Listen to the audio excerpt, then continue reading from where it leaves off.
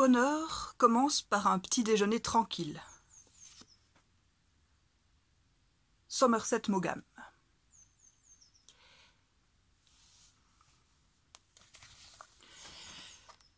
Mon année de repos et de détente, Otessa Moshfegh.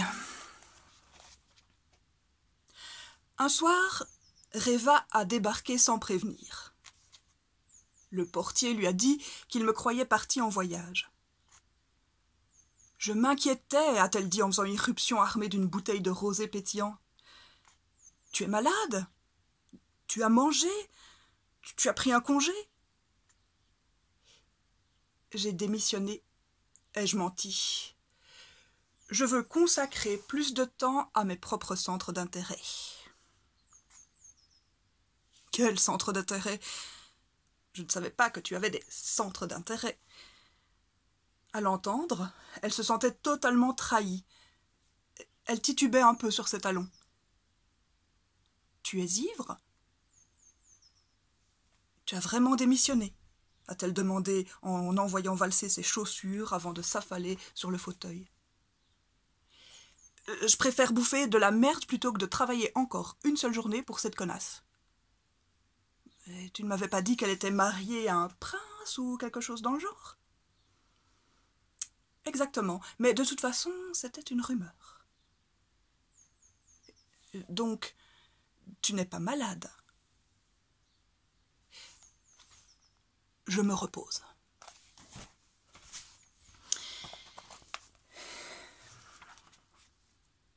Gary, mon bon Gary.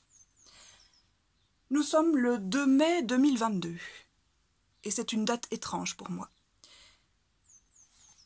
J'aurais dû fêter mes 10 ans de carrière à la bibliothèque de N. Mon correcteur vocal vient de retranscrire la bibliothèque de N. On n'en est quand même pas là, Dieu merci, mais quand même. Je serais allée fêter ça avec mes 2 Sophies, en allant manger des sushis, cela va sans dire. Sophie P aurait fait semblant de protester, mais on n'est pas vendredi, ça ne respecte pas notre protocole. Et Sophie C lui aurait répondu « Allons, ma bichette, aujourd'hui, c'est la fête !» Sophie P aurait sagement remisé ses tartines et on serait allé trinquer à grands coups de Coca et Coca Light. Seulement voilà.